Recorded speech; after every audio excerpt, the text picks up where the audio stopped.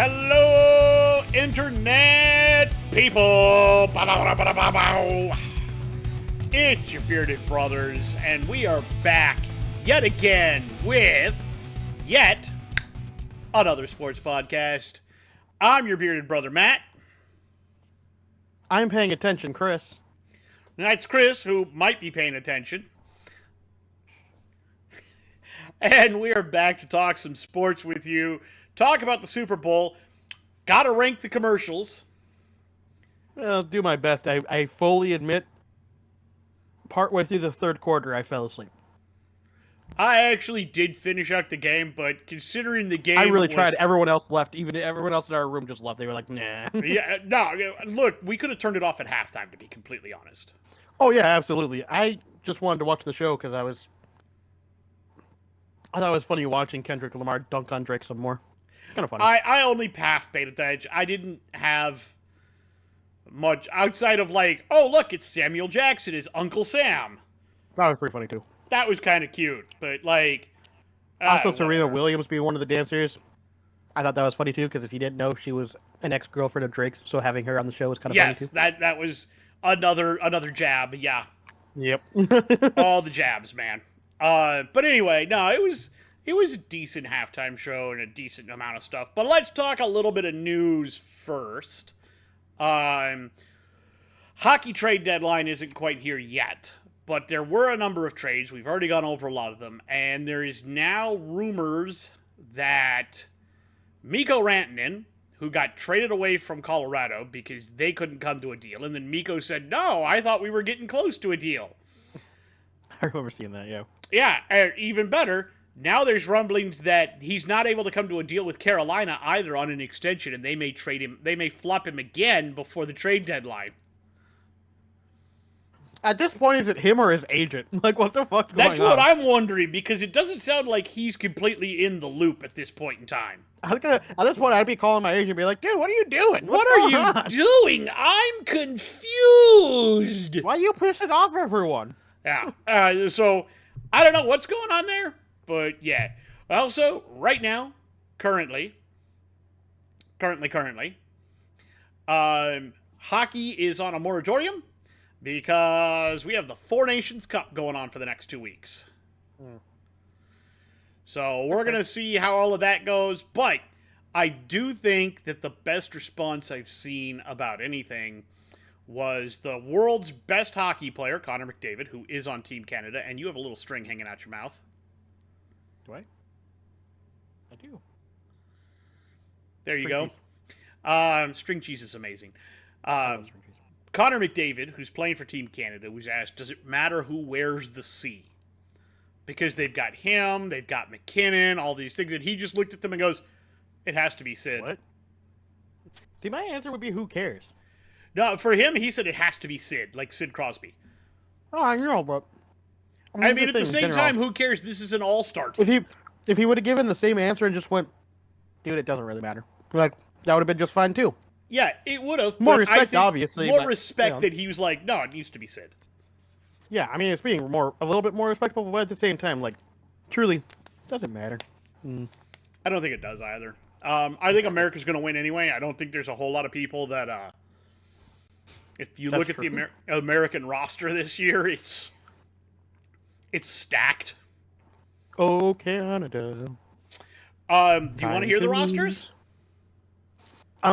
Unfortunately, I don't know enough of the players to be able to really be able to agree or disagree with you. Okay. I wasn't sure if, like, both the Kachuk brothers are in the American roster, yeah. Austin Matthews. I gotta get back into hockey again. It's been too long since I paid enough attention to it to really know the players well enough by name. Gotcha. Yeah. All right. Outside of that, let me see here. Other big news. Officially, we have the new Saints head coach. Yes, we found that out this morning. Kellen Moore, the offensive coordinator from the Super Bowl champion Eagles. Spoilers.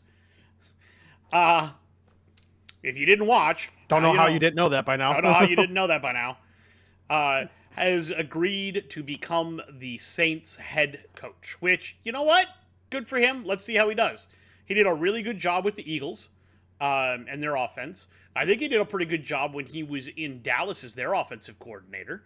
So I think the only blip on his radar was when he went to the Chargers. And but that again, I think that still fell more on Brandon Staley than on him. So a couple things that I found funny on that. Go ahead.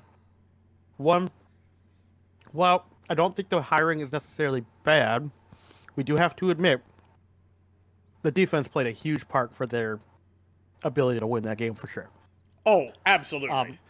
So the defense, I think, played a huge part, and so while the offense played well, it is interesting to be like, okay, Kellen Moore did well, but he also had a really good defense on his side too.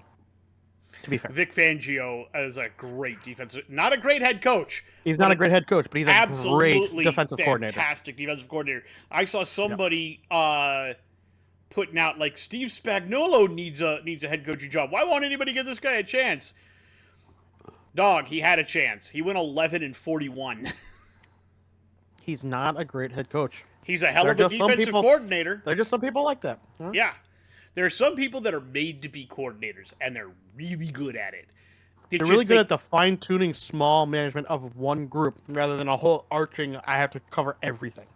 I think, as much as I hate him, that reminds me of Josh McDaniels. I think he's a good offensive coordinator, but he's a terrible head coach. Absolutely terrible. That's why I'm saying that even though the hiring for him to be offensive coordinator for the Patriots looks hilarious and stupid on paper, I think he'll be okay because, as far as we can tell, he's been a good offensive coordinator. Granted, he's had a lot of good quarterbacks to work with, so we'll see how he does with a rookie. Well, he's not really a rookie, but I think it'll be a sophomore. A prospect he has to work with, right? Yes. And I also think that he's not going to get too out of hand because Vrabel won't put up with that kind of crap. No, Vrabel is a tough son of a bitch. Yeah, and he's going to run a very tight ship. So unless the players have legitimate complaints about what's going on, he's probably going to tell them to shut up and listen to their coach. And if McDaniels gets out of hand, it would not surprise me. He'll tell him to shut up and sit down. Shut up and sit down as well. Yeah, Vrabel takes no guff. So no, I think this is. I think the reason. I think they've probably already had that discussion too, right? More than likely, they had to have. Yeah. And the fact that they've kind of worked together already, I think, helps that relationship too. He played there while I think Daniels was part of the organization. I don't know if he was coordinator at that time, but I'm pretty sure, correct me if I'm wrong, but I'm pretty sure they have had some passing tidings previously within the organization already. So, I could be wrong on that though. But I just find it interesting. Also, I want to just say as a side note that I thought was really funny, because there was something that came out that said there was a chance that apparently, if Kellen Moore had not taken the job, that apparently the other coaching candidate, I don't know if you saw this, the other potential coaching candidate was Brandon Staley. Terrible. Saints, are you just trying to kill yourselves? Thankfully, they got Kellen Moore, so I think they'll be okay. But the fact that they now I'm wondering if the Cowboys won't hire Brandon Staley as their defensive coordinator. I was gonna say maybe the Saints try to grab a defensive coordinator. It could happen. All right. I also want to point out, as we're talking about coordinators, the Cowboys did make a coordinator hire. They have hired offensive coordinator Ken Dorsey, who used to coordinate for the Bills and was fired partway through the season because their offense sucked, and then immediately looked better. And then he was fired from Cleveland at the end of this last season after Stefanski turned over play calling duties to him, which is after Watson went down. He turned over his play calling duties to Dorsey, and from there, Cleveland ranked 28th in total offense and 32nd in scoring. The Cowboys looked at that and went, yes, please! So I don't know what decade Jerry thinks he's in, but that ain't it, Chief.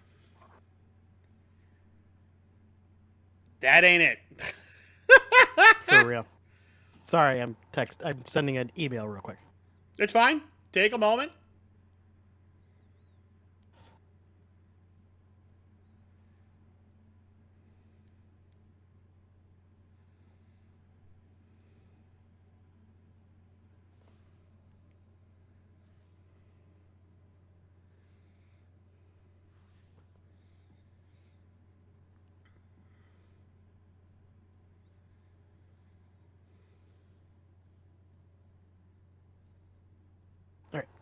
All right. One of the things I ordered for my meal supplements, the owner of the company emailed me and was like, "Hey, I have to severely apologize. One of the bags you ordered, we no longer have in stock at the moment. We oversold it.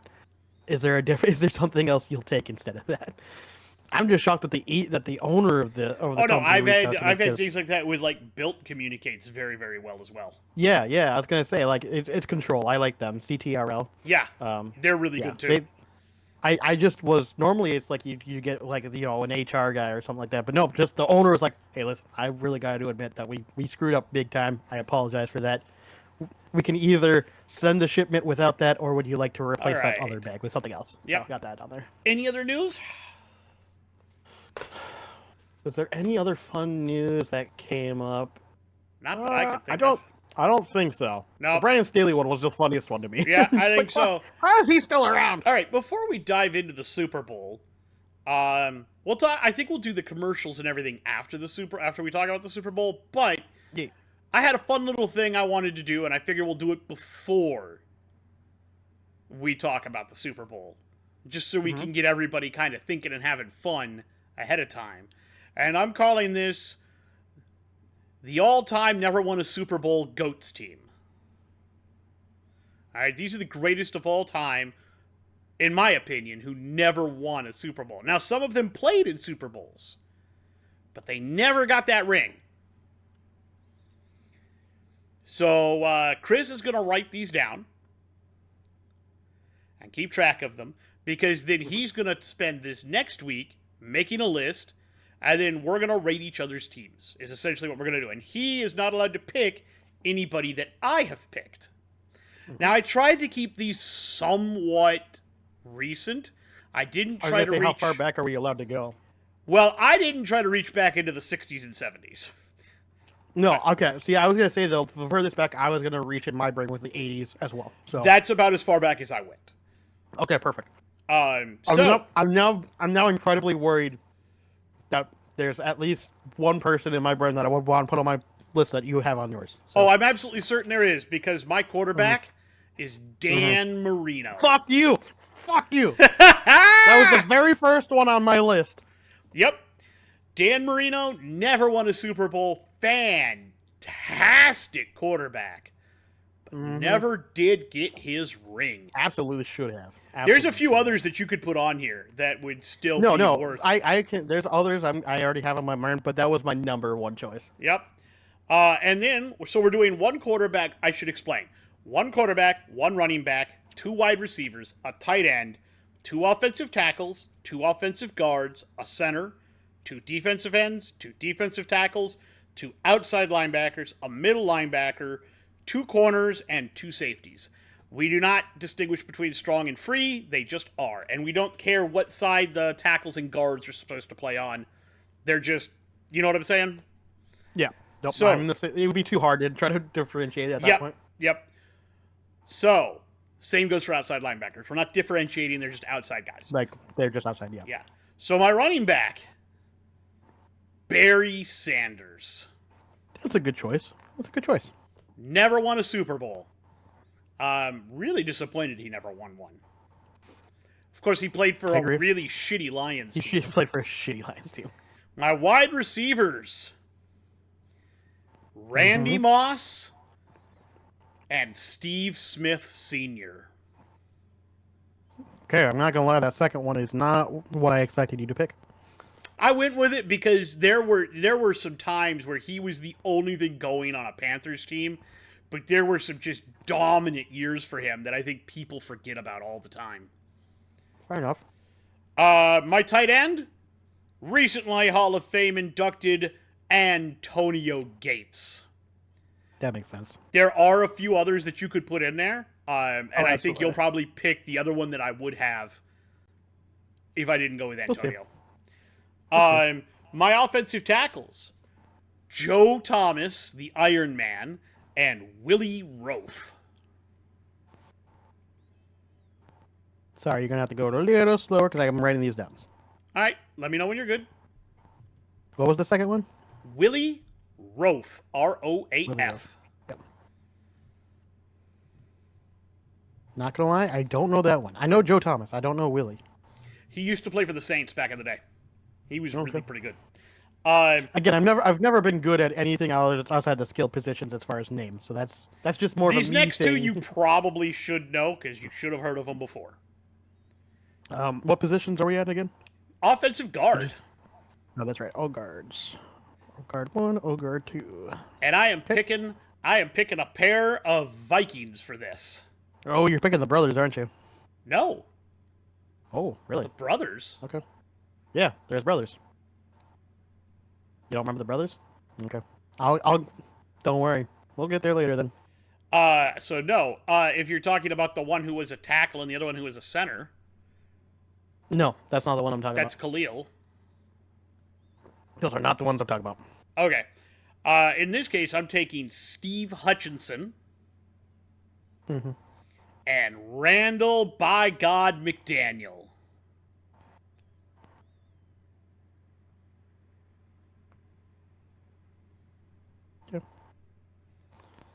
They're definitely not the ones I was thinking of. Those are the two I'm thinking of.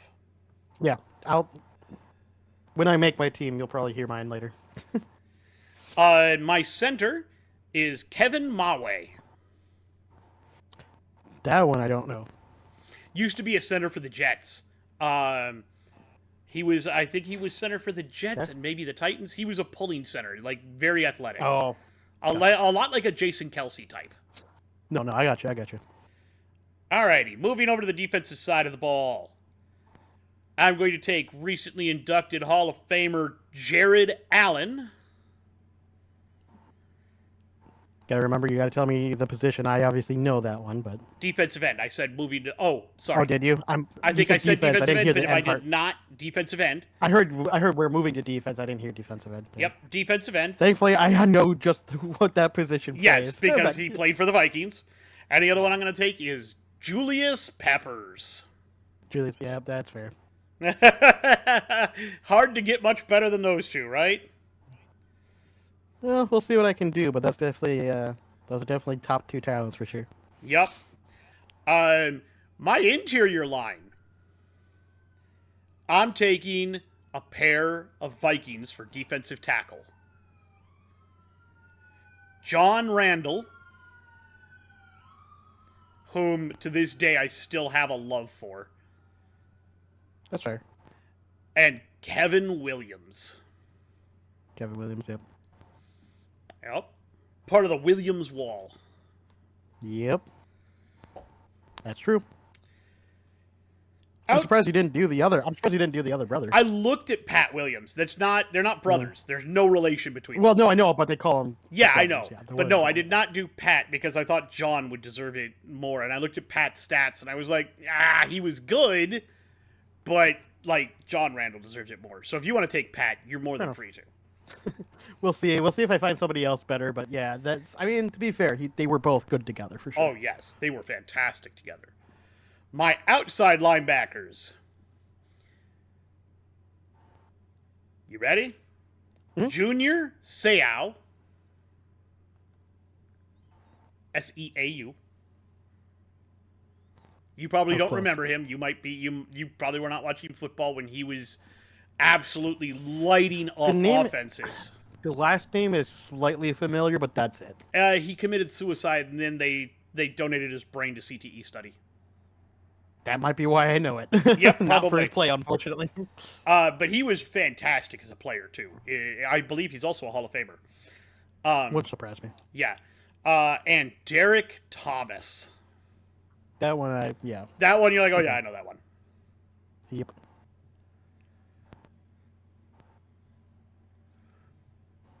Okay. My middle linebacker, the monster of the Midway himself, Brian Urlacher. man. That makes sense. Might not be a very good human being from everything I've seen. He does kind of come across from the sound of it kind of a shitty person, but hell of a very player good at on the football. field. Yeah, very good at football. My cornerbacks. You ready? Yep. Cornerback 1. Champ Bailey. Yep. That makes sense.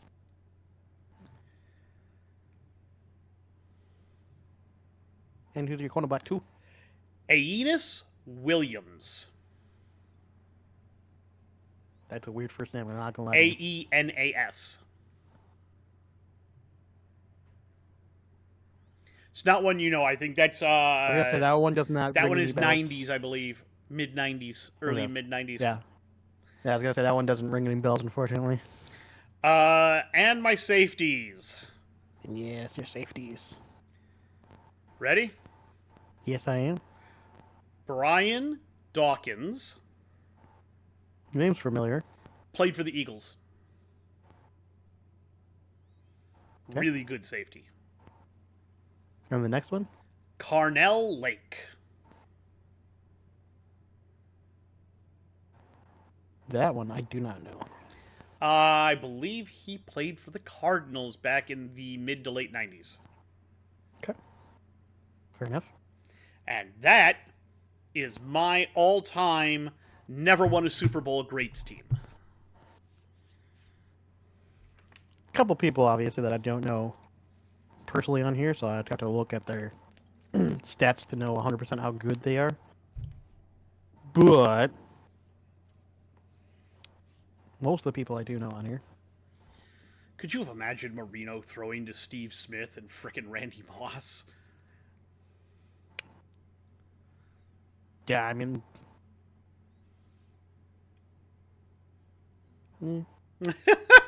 And Gates? How many yards do you think he'd have had? Depends. Dan Marino comes... I love Dan Marino, but he always just... His play style, right? Like, it just... It's almost too dangerous sometimes, and I Yes, wonder... he is a true gunslinger in every fashion. Yeah. And that's the only worry that I have when I look at this, is I go, yeah, that's great on paper and everything.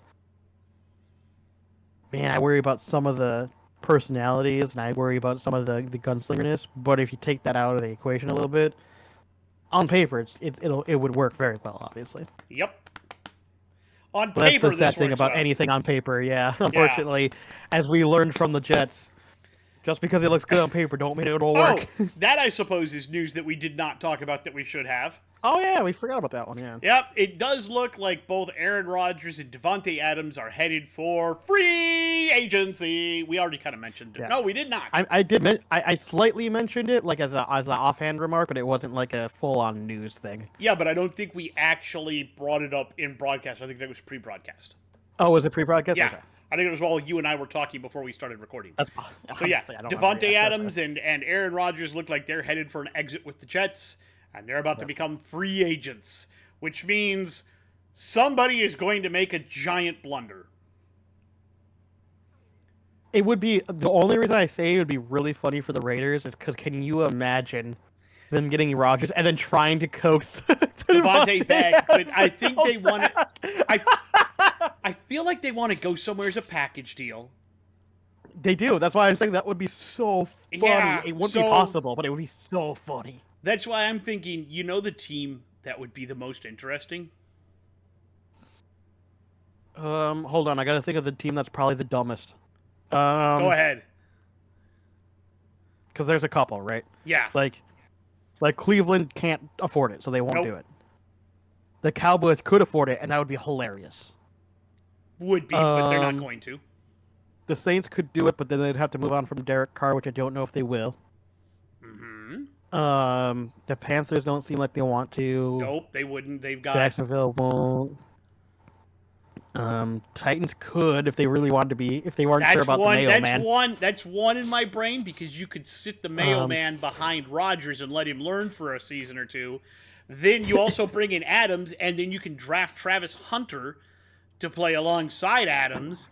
Suddenly that looks like a team. That's possible. It would be absolutely hysterical. Please tell me you're thinking of the other one that I am. They don't have to move. Just let the Giants take. Yes! They wouldn't have to move. Yes! We don't even have to leave New York, bro. So, and that's a Rogers thing too. You could be like, "Well, we don't have to leave New York this way." But from what I've heard, it does sound like, at least as far as Adams is concerned, he wants to play in a West Coast style offense again. I think there was that came out that he did want to play in a West Coast offense, which I don't think the Giants are a West Coast style, as far as I'm aware of. I don't think so. I'm trying to think who is West Coast right now that would work. Hold on. Because there's plenty of teams that are West Coast that would be okay with taking Adams, but would definitely not take Rodgers. Yeah, but they're not playing on the West Coast. You're talking about a West Coast style of A West Coast offense. style, yeah. I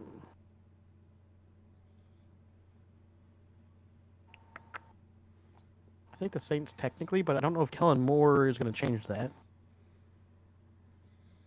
Would Kellen Moore be a West Coast style? I don't think so. Right? Let me see here.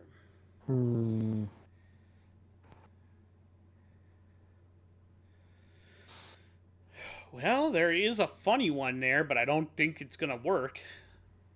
But Which it would one? depend.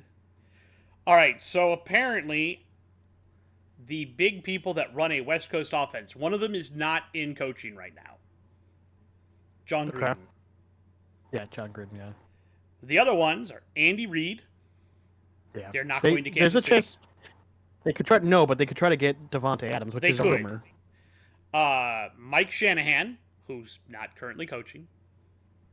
True, but Kyle Shanahan doesn't he run a West Coast too? Kyle Shanahan does run a West Coast offense out of San Francisco, and if they dump he wants Debo, to move on from Debo, and if you can't re-sign Purdy, I could see it. And then the last one I think is the most intriguing. Sean McVay. If they move on, Stafford does move on. If they move on from Stafford, either he retires or they trade him.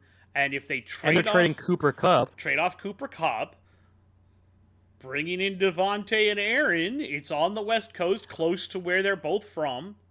I was gonna say, and funnily enough, remember the rumors before he went to the Jets was that the 49ers were a possibility previously with his connections. Yep. And obviously the Rams being over there would also work. Yeah. As weird as it is, that could work. I don't think they should do it for just Devontae Adams, but they could. Well, and that's what I'm thinking is the 49ers, if they lose Brock Purdy and Debo gets traded. I know, but do they really want to deal with an Aaron Rodgers that they don't know what's left in that tank at all?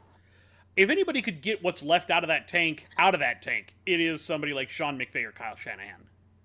I definitely agree with you there, but I'm just worried that there's not much left in that tank. There might not be, but even if you suck, I guess if you're willing to call it like an experimental bridge situation, one maybe? or 2 year deal while you see if you can get another young quarterback in, yeah, absolutely. Take maybe. a look at it. Yeah, maybe. But at that point, then I would be like, well, let's go get Sam Darnold. Yeah, maybe. Apparently, he seems to be just as good, in my opinion, to be honest, as far as like. Yeah, but I mean, if you're trying to get the package deal here, that wouldn't be horrible. No, I agree. Yeah, would not be horrible. And apparently there's no guarantee that they are a package deal. It's just obviously that's just what would most work people, out the best they would want. Yeah. But they haven't outright said that they have to go together, kind of thing. So no, they haven't. I think a lot of people just assume that because they like to play together, that's probably what's going to happen. But more than likely, but it doesn't. It may not necessarily come to that. It could even be because it looks like I think Hollywood Brown only had a 1 year deal, so I think he's gone from the Chiefs after this year. I don't know how much longer Hopkins has. I think he's got one more I think he's got one more season. I think we were talking about them potentially restructuring or moving on from Kelsey's deal. What if they brought in Devontae for one more? No, that's what I was gonna say. That's been a big rumor that they could do it. What if they take one more crack? The Chargers. Ooh. Harbaugh, that's a West Coast. That would be huge. Can you imagine? Yeah. You give Justin Herbert fucking Devontae Adams to throw to? And now Jesus. you've got that, then it opens up the running game because you gotta Dobbins cover was already downfield. pretty good. Yeah. Yeah. Ooh. Oh, that would be nasty. That would be a good pickup for the Chargers for sure. That would be and they have enough capital to do it too. They really do. And then, we'll have to see what happens to Rodgers. Somebody's going to take a flyer on him and see, Somebody. I just think it'd be funny for the Raiders to do it just because Tom Brady, right? Tom Brady is there. Come on, Rodgers, you want to come play for me, right? Come on. Come on, Aaron, you know you want to come play for the best. Come on. What's the worst that could happen? He's already had that happen. Don't say that. To be fair, I was going to say, it happened 2 plays in the game. All right, we've put it off long enough. Let's talk about the travesty that was the Super Bowl. Okay. We can do that now, I guess. I mean, a lot of people thought the Chiefs would three-peat. I think you and I both were kind of on the bandwagon that while it was possible, that the Eagles should not be underestimated whatsoever. Absolutely, they should not have been. And I think that's exactly what fucking happens. And what I find funny, Patrick Mahomes ran for his life. Oh, yeah. His O-line was shit. I don't think the Eagles called a single blitz all game. No. Their O-line was just finally They did that with just their defensive line, their front four. That's it. Yeah. That offensive line finally got found out pretty bad. Yes. They got found out horribly. There was like one player on that offensive line that was any good. The rest of that line just got murdered all night long. Absolutely murdered. They could not stop anything. And no. I'm glad to see that a white guy playing cornerback. Cooper on his birthday. Yay! That's even funnier that it was on his birthday too. Got the interception and returned it for a pick six on his birthday. Cooper DeJean, baby. White boy. Like, the last good white cornerback I remember is Jason Sehorn. Yeah, it's been a while. It's been a while. You don't see him very often. No. Most of the time they just don't want to play corner, to be fair. And most of the time they can't keep up to play corner. Yeah, no. Most of the time they play safety or something. Yeah. Yep. Either safety or you'll get like an Adam Thielen that can do like wide receiver or something like that. Yeah, right? Yeah. Sometimes you'll get one that plays running back as well if they're really a big husky dude. Yeah. But playing corner is really tough. Yeah. To keep up. But he did a great job. He read that all the way, got that pick six. I was happy for him. On his birthday, no better birthday present. No, I was gonna say, funnily enough, that's what he was good at in the first place. Is that he may not be the fastest corner out there, he just isn't. But he's really good at reading quarterbacks and taking advantage when he gets a good read. I think the other moment I found hilarious was right before halftime. The Saints went for it on 4th down and didn't get it. And then the announcers went like, well, we're going to expect the Eagles here to run some clock and maybe, try to get out of this quarter as they're up right now. They don't want to make any mistakes.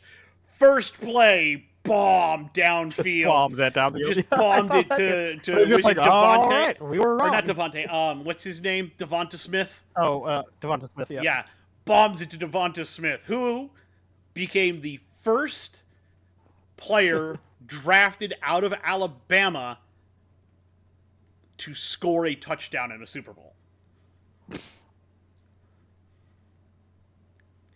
Now, non-QB? Or there are no QBs that you because QBs technically don't score touchdowns, they throw them. Well, if they run them into score. Yes, and people were talking about... So no QB... No, people were talking about Jalen Hurts, and I was like, but he did not get drafted out of Alabama. He was drafted out of Oklahoma. Oh, that's true. He was technically drafted out of Oklahoma. Because he transferred. That's right.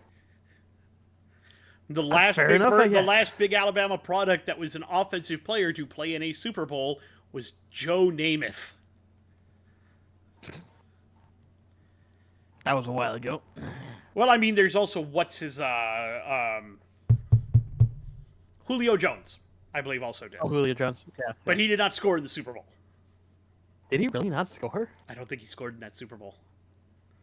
because they were up like 20. You would have for sure thought he would have Yeah, but nope. That's hilarious. Yep.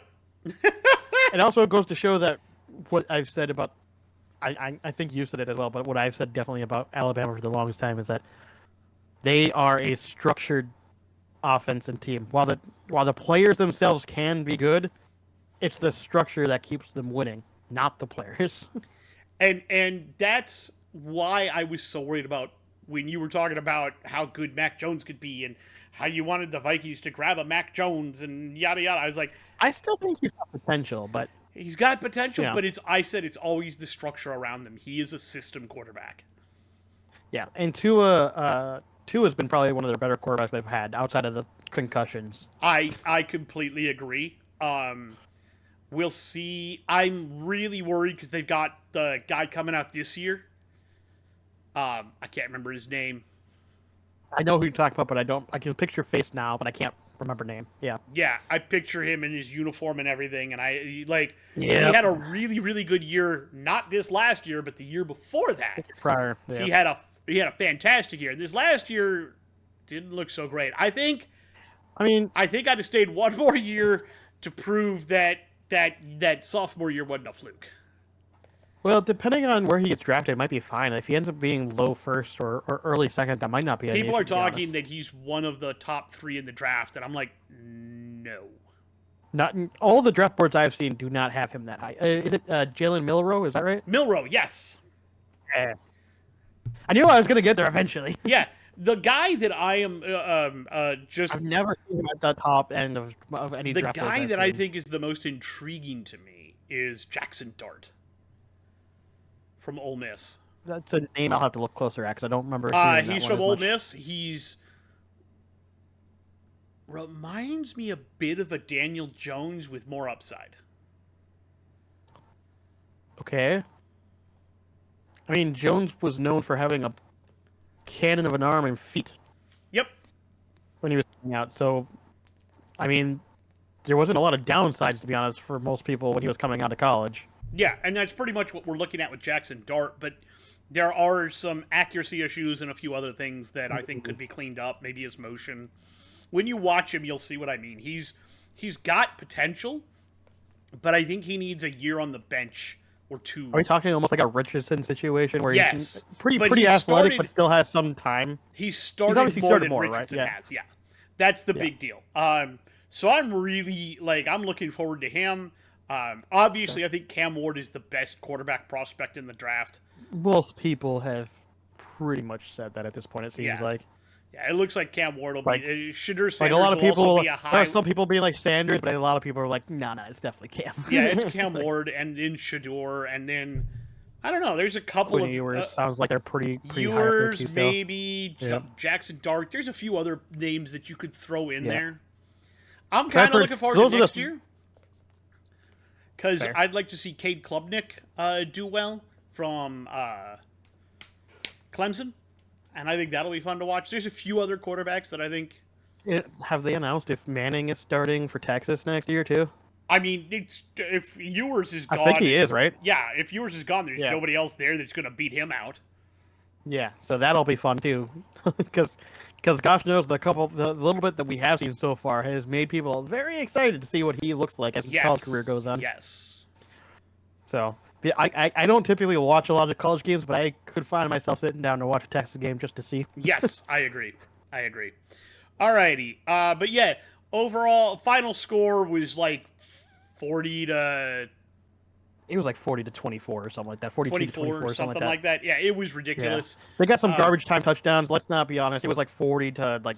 They didn't score a point until the fourth 10. Quarter. They didn't... no, I think they may have scored the third quarter. No, third quarter. Yeah, but they didn't even cross the 50-yard line on offense until the third quarter. It was really, really bad, and it was the reason that we talked about Kelsey maybe being cut from the Saints, and that was a talking point, is because Chiefs, pardon, he played very poorly. He caught like 1 or 2 passes that were any good, and he had nothing in the first half. Nothing. No. And he had several that were thrown in his direction, and he just couldn't pull them down. Yeah. it was honestly, even on paper, if on paper it isn't the biggest margin of victory, it might not be, but I can say based upon watching the game, it definitely was. Like this game looked like the big brother smacking around the little brother for a while. Like it legitimately looked like that for 3/4 of the game. The one positive that I will give to the Chiefs, because they get one positive from me. Okay. They did a pretty good job of bottling up Saquon Barkley. Yeah, that's pretty much all they did. They came in determined to not let Saquon be the person to beat them. And Saquon did not beat them. Which is funny because all that did was allow Kellen Moore to go, I know exactly what you're doing. They're going to try to stop Saquon, and we're going to prepare for a throwing game, which is exactly what they did. They decided not to run it. They were like, we know what you guys are thinking. We'll smoke you in the air. We've been smoking everybody on the ground all season. Now we're going to switch and smoke you through the air because we can do it. Yep, and it was a lot of people, to be fair, I was one of those people that was asking about it and being like, hey, can they still even do it in the air? Is there a reason why they're not doing it in the air? Nope, they were just preparing until they absolutely had to use it. Exactly, it's a trump card. A trump card isn't a trump card if everybody knows you have it. Exactly, so they waited until they absolutely needed to.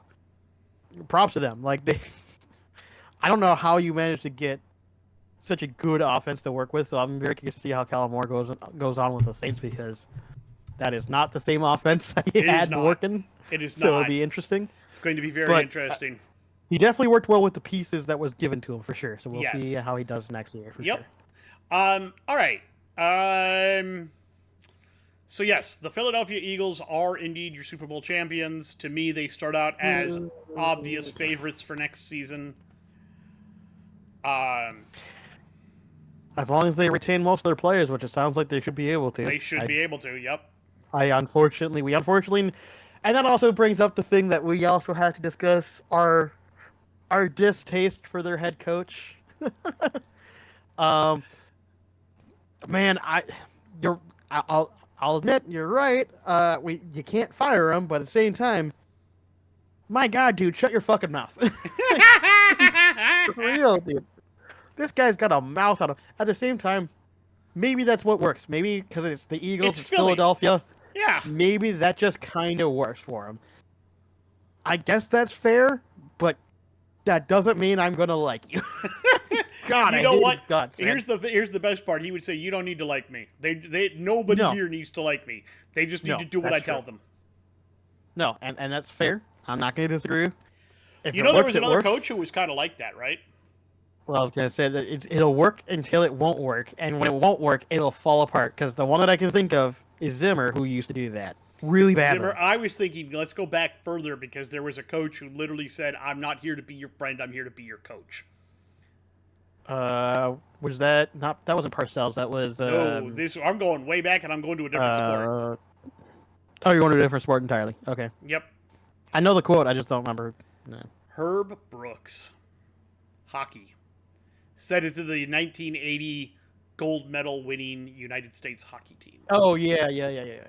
He wanted Craig to be... He wanted his assistant coach to kind of be there as the... almost like the nanny. The friendly guy. The friendly guy. Herb did not give a crap. Herb was like, you're going to play the game my way. You're going to do what I'm telling you to do. Or I demand respect and you will give it to me, goddammit. Exactly. And sometimes that works perfectly. And for a one-season thing like it was for that works. He kind of did the same thing at the University of Minnesota, though, too. Like, you knew you were going to do it his way. Yeah. To be fair, though, as far as the university, it wasn't nearly as successful. I was going to say, we can get away with it, but to be fair, it was not nearly as successful as the Olympic run. Yes. To be fair. The reason for that is because it takes one or two players to go, no, fuck you, and then to cause a potential mutiny within your whole entire roster if you don't get rid of them. Unless you have the old heads and the other people who know what's going on your side. Yeah. And that's what happened to Zimmer. Eventually enough people just said, fuck you, we're tired of dealing with your bullshit. Yeah, and Troy Aikman brought it up when they switched out from Johnson to Switzer. He was like, we all respected Jimmy. When he was being hard on us and telling us we needed to run extra practice, we all knew it was because he knew what the hell he was doing. With Barry, we didn't know. We didn't trust him. Exactly. Exactly. There's a So certain that's amount of the also thing. like If as respect you long get. as Sirianni has the trust of the locker room, Yeah, if you because have the they're trust, winning, you're good. because they're winning, anybody who dissents against that will get shut down by the locker room. Hey, we won a Super Bowl Exactly. like this. Shut up. Exactly. But the But if you moment it start falls losing, apart, when you start losing, the wheels can come off pretty damn quick.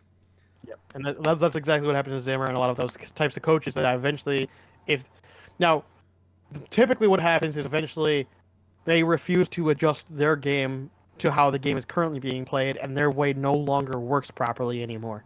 And they refuse to adjust to that and keep saying, no, you'll play it my way and it'll work. Well, eventually, it just doesn't work. People figure your shit out and it just doesn't work. Zimmer did that over in the Cowboys. He tried bringing that same defense that he was known for in the Vikings to the Cowboys. It didn't fucking work. It stopped working on the Vikings after a little while, too. It did, but my point is that that style of defense no longer worked, but he kept being like, no, do it my way.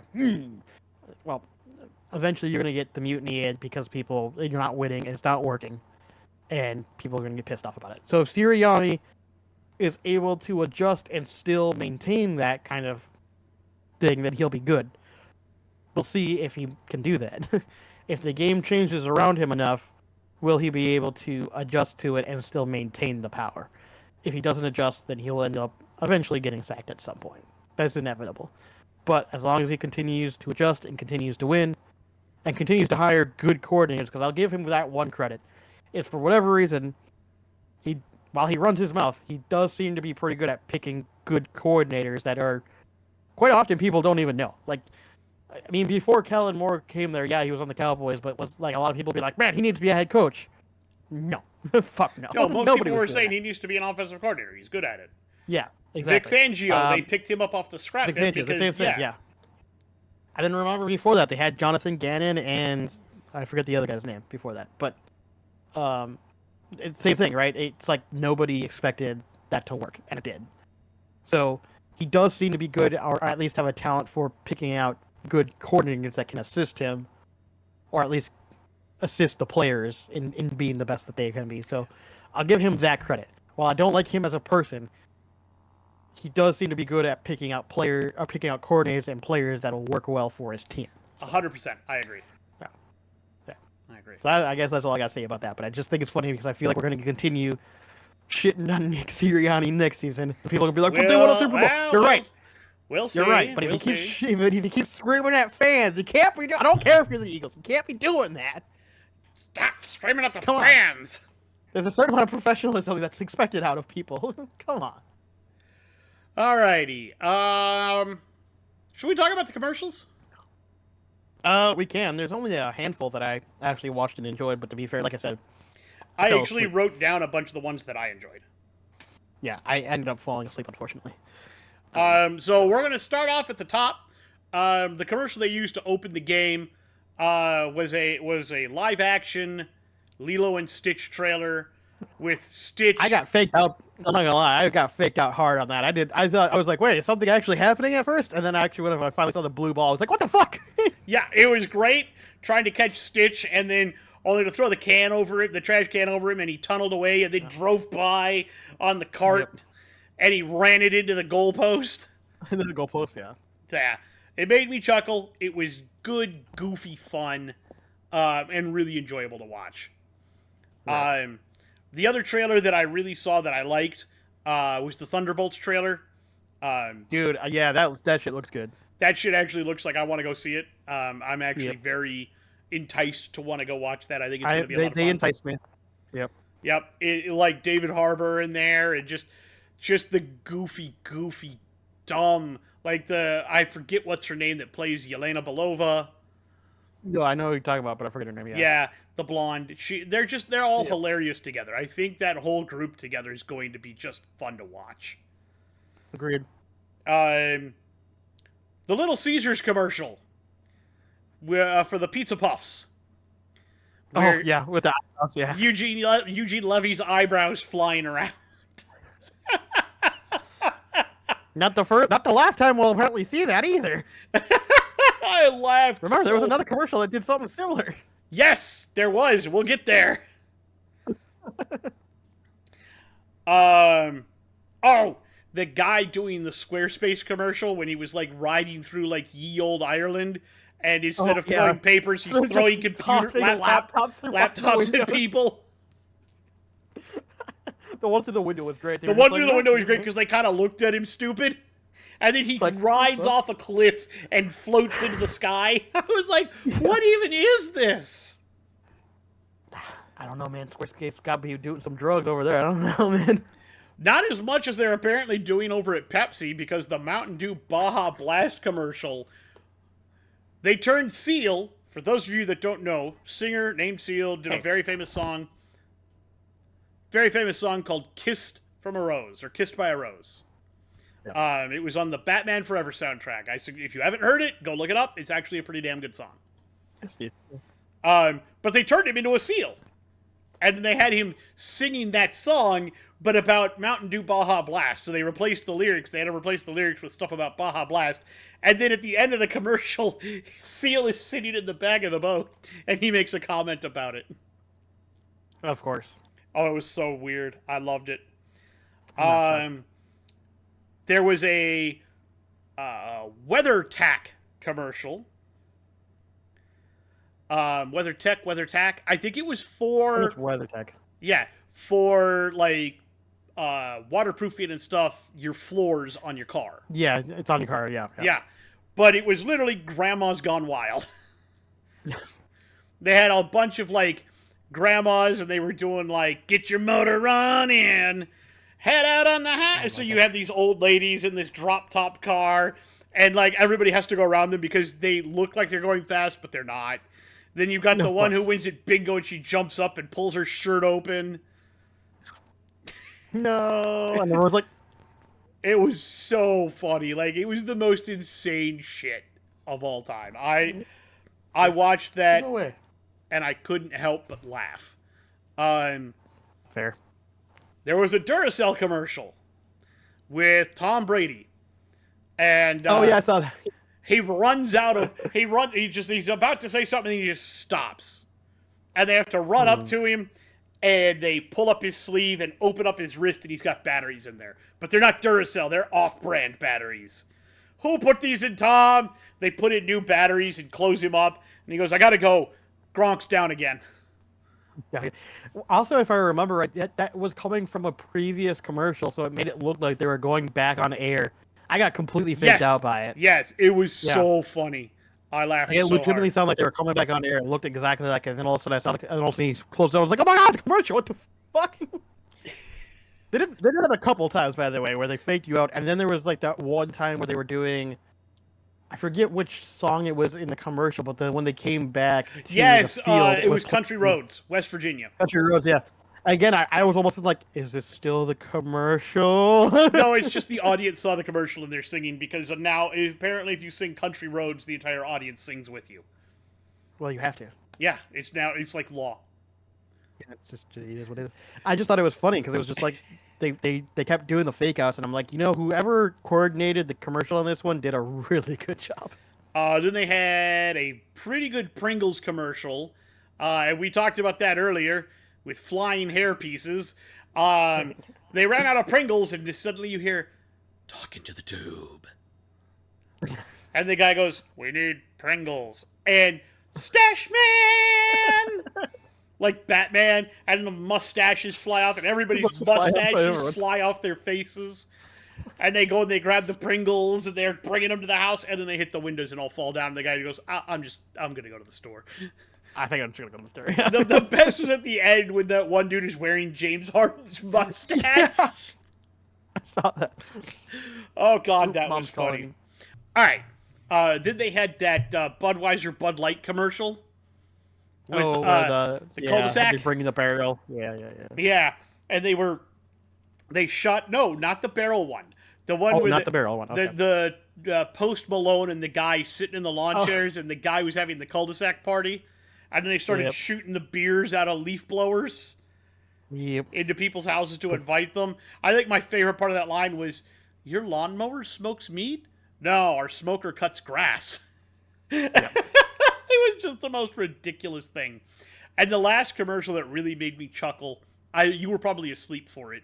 There was a Stella Artois commercial with David Beckham. And his parents are telling him he had a twin brother, and they named him Other David. So he goes to America to find his long lost twin brother that they gave away for adoption. Okay. And it's Matt Damon. It's Matt Damon playing David, a guy named David Beckham. And so Beckham meets him, and he's like talking to him, and they're at a barbecue. Isn't there a movie where he does that? I don't know, but it's a huge joke, and like they were like, "Hey, you still got it?" And he goes, "Yeah, I think." And he grabs the football and he like punts this football, and it's just like it's gone. And he goes, "It's just a little trick I did." And then like so for the whole time, like Beckham's like, "I don't know about this guy." And then he sees him drinking the beer, and he goes, "You drink Stella Artois?" And he goes, "Yeah, I'm not a savage, David." And he goes, "Let me tell you something." And he's like, "Really? He's a soccer player. Is he like a good soccer player?" It's like, it's so dumb, but it's funny as well. That's ridiculous. Oh, yeah. Those were the commercials that made the impressions on me. If anybody out there saw other ones that they really enjoyed, you can go ahead and let us know. But those are the ones that I was like, those are funny. I enjoyed those. They had a Doritos commercial that I feel like missed the mark.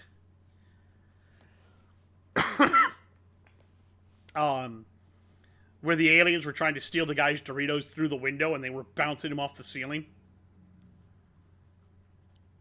And then I believe there was a Totino's one where they killed the alien. And I was like, whatever. Like, I don't... Okay. Yeah, that's kind of how I felt about it. It didn't really do anything for me.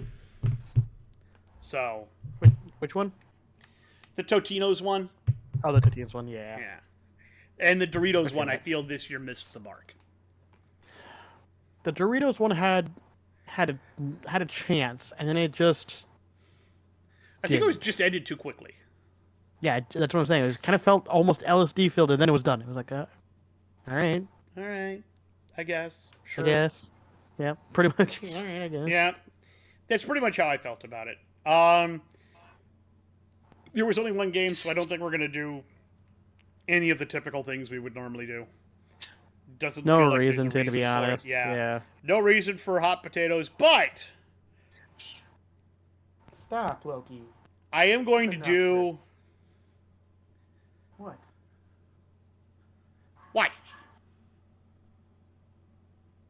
He wants to be held? Grandma's home. Oh, is that what happened? Which, by the way, that just makes it even funnier, the fact that she even asked me 5 minutes ago, thinking that I would somehow get that done in 5 minutes. I love you, Mom, but come on. All right, I am going to do our final NHL power rankings for a few weeks here because, again, we are on break. We're on a pause break, yeah. We're on a pause, so these are going to be the final ones we do for a couple of weeks. And a couple more weeks, and we'll get back into it. 3 weeks, maybe 4. Give it some time to play some games after the break. Fair enough. So, at number 10, the New York Islanders. 25, 23, and 7, 57 points. But in their last 10, they are a scorching 7, 3, and 0. They are absolutely... They have gone from a team that is just nobody, they could not win or do anything, to a team that cannot be stopped. At number 9, we have the Toronto Maple Leafs, 33, 20, and 2, 68 points, last 10, 6, 4, and 0. They're keeping pace, but they've fallen off a bit from where they were earlier this season. I think the break will probably do them some good. It'll take some time for them to really relax and let them kind of unwind for those players that are not playing. At number 8, the Detroit Red Wings. They are 28, 22, and 5 with 61 overall points. And in their last 10, they are a scorching 7, 2, and 1. It has been nice to see the Yzer plan finally paying dividends. So many people questioned whether or not this would happen, and they've turned it on at the right time. We'll see how this goes. At number 7, we have the Minnesota Wild, 33-19-4, 70 points. In their last 10, they are 6-4-0.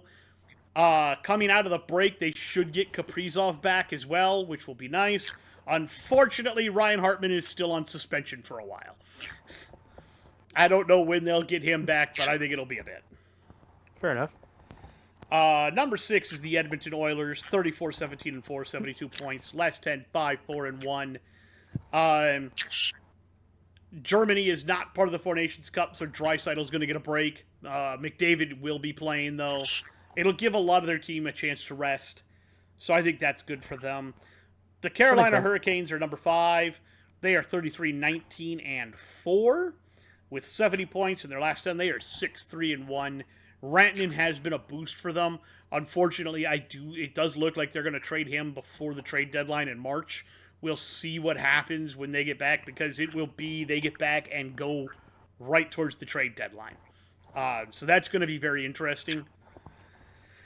Number 4, the Washington Capitals have fallen off a little bit. They are 36-11-8 with 80 points, and in their last 10, they are 6-1-3. Russia, again, is also not participating, so this means Ovi's going to get a bit of a break. Some of the other guys on this team are going to get a bit of a break, which is good for them. Give them some time to really, unwind and get ready to get back into it when they come back. Number 3 is the Florida Panthers. They are 34-20-3 with 71 points, and in their last 10, they are 7-3-0. It's the Panthers, man. You cannot sleep on this team, and come playoff time, they are going to grind people into paste, because that's how they play. It's going to be fun to watch. I don't know if they're going to go get another cup this year, but they're definitely going to be in contention for it. Number 2 is the Dallas Stars, 35-18-2, 72 points, and a scorching 7-2-1 over their last 10. They are lighting things on fire right now in Dallas. They are really, really good. But they are not as good as the number 1 team, which is the Winnipeg Jets, still. 39-14-3, 81 points, and in their last 10, 8-2. They are just... I don't get this. Last year, they were up and down. They sucked in the playoffs. And you know what? They said, you know what? We're going to run it back. We believe in this core. Guess that worked out well for them, because they are absolutely scorching people right now. Does seem that way. Yup. So that is the last power rankings we're going to do for a little while. Coming up over the next couple of weeks here, what our plans are. Next week, Chris will give us his team, and we are going to do our postseason 1-32 power rankings, and we are going to attempt to find our preseason power rankings, where we had everybody. We're going to see how much everybody moved. How close did we actually get?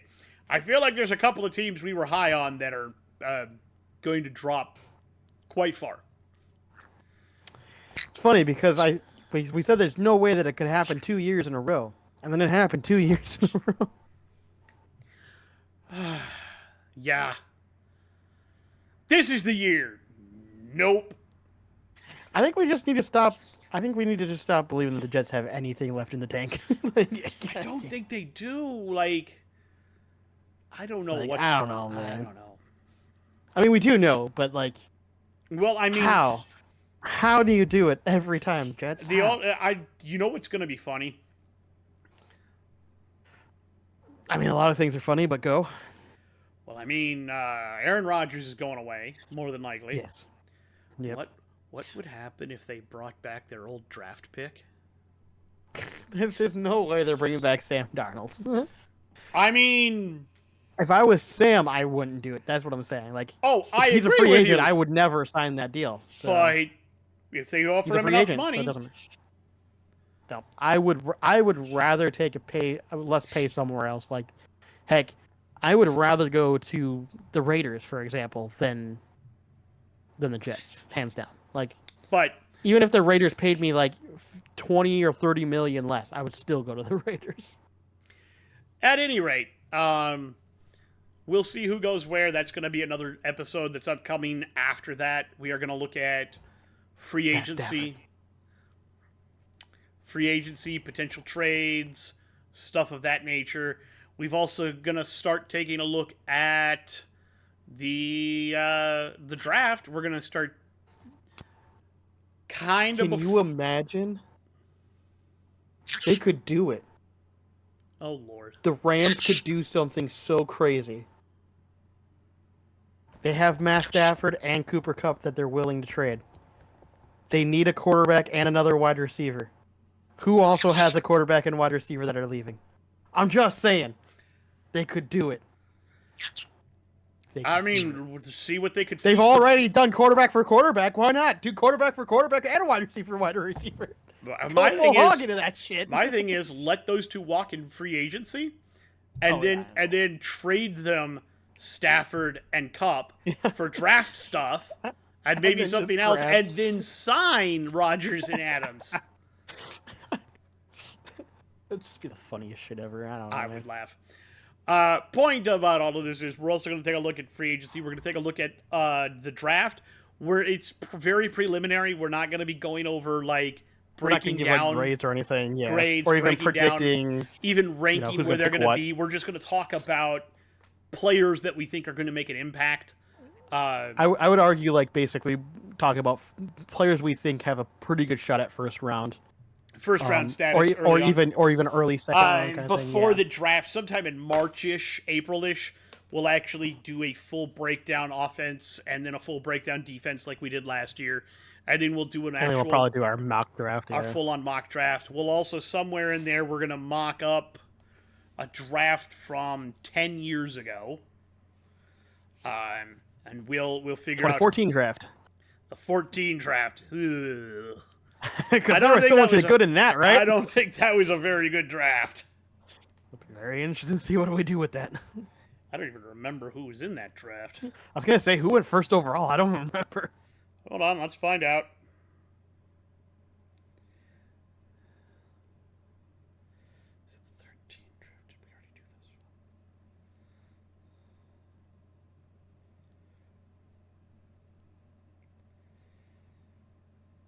I think we did this one already. I'll have to look. Not 14. I think we did 13 already. I think we did that last year. Pretty sure we did 13 already. I thought we wanted to do exactly 10 years, I thought. Yeah. To make it easy for ourselves. I thought that's what we did. If we're doing the 14 draft, because I couldn't remember if we were doing it based off when the season started or when it ended. Oh, or when it ended. Okay. If we're doing 14, Jadeveon Clowney was first overall. I mean, that's not bad, to be fair. No, there are some good players in 14. 14 actually has a bunch of really good players in it. Okay. 13, on the other hand, the first overall pick was Eric Fisher. Who? I think we did do this one because Lane Johnson and Ezekiel Ansah are in here. Oh, okay, yeah. Yeah, Sheldon Richardson, Eric Reed. We did this one. Yeah, we did. Yep, because that's with Xavier Rhodes. So 2014 actually does have a pretty good draft. Okay. 14 is going to be interesting because there's quite a few players when we look at it in here, like Jadeveon Clowney, Khalil Mack. Oh, yeah, Khalil Mack, yeah. Mike Evans, Odell Beckham Jr., Aaron Donald. Yeah. Man, almost any of those could have been first overall at any given time. Jesus. DeMarcus Lawrence. Okay. Devontae Adams. I was going to say, we're not going to lack for opportunities to try to draft from each other. Oh, no, we are not. This is going to be a really, really good draft, I think. Oh, yeah. So, just looking at that one and then looking ahead a year for next year's, I'll give you the first overall pick for 2015. So you kind of know maybe what you're dealing with. I mean, that's a year out. I probably will forget about it a year from now. The first overall pick of the 2015 draft was Jameis Winston. I love it, but I hate it at the same time. You want to know who he was followed up by? I have no idea. Marcus Mariota. Honestly, the Jameis is better, so it's not great there. Yep. Yeah. Like, this draft was full of pan flashers to me. There's a few that stuck around for a while, but most of the guys that I'm looking at here, I go, like, most of these guys had a quick flash in the pan career that was pretty good and then vanished. Got hurt, didn't stick around. Yeah. Like Todd Gurley is in the 2015 draft. And he was really good for a couple of years and then got hurt and never played again. Yeah, quite literally, yeah. Yeah. There have been a few guys in here where you go, okay, they were good for a short period. David Johnson, that running back that played for Arizona, who then got traded in the Hopkins trade and sucked afterwards. Yeah, I was going to say, just disappeared. Yep. There are a bunch of guys like that, but there are other guys who have stuck around. In fact, it looks like guys that were taken later on were guys that stuck around longer. So guys that were picked later, Quandre Diggs, Darren Waller, they were both 6th rounders. So I can understand that, actually. Trent Brown Bird for the Niners. Yeah. So, yeah, there were some... Heineke was in that draft. Yeah, that makes sense. But he was undrafted. Of course. You want to know who signed him? Well, we know eventually Washington got him, but I don't know if he got him initially signed by Washington or not. It was the guys in the purple and gold. That doesn't shock me too much, actually. Raheem Mostert was an undrafted guy from this draft. That's a choice. I mean, he's been pretty good. That's what I'm saying. That's why I like that's a choice. Yeah. Somebody let him go for no reason. Anyway. Everyone did, technically. Anyway, that's the 15 draft. We'll look at the 14 draft and we'll redraft that, and we'll also do our mock draft. So that's kind of the plan between now and the draft. And then, of course, we will record ourselves reacting to the draft. And after that, we will probably cover free agency as it happens. Because I think free agency happens just before the draft. It's either just before or I think it's just before. We'll cover all the free agency and all the trades at the draft and everything else. And then we're going to probably go on a bit of a hiatus and do back to like once a month style podcasts where we just update you on everything that's happened sports-wise throughout the month. And I'll concentrate more on school. And then we'll see you back here again as we start ramping up in August for the football season again. That's kind of the plan for right now. We'll see how it plays out. In the meantime, I don't have anything else. Do you? God, no. All right. In the meantime, what we're going to tell you all is that we hope you have a great time. Whatever you think you can do, we know you can. I'm currently acing my college courses. I know you can put your mind to it and do what you want to do as well. I believe in you. What we're going to say in the meantime is, if you like what we're doing here, please give us a subscription. Give us a thumbs up. Let us know that you appreciate the effort and time we're putting into this. And we'll say, in the meantime, stay bearded.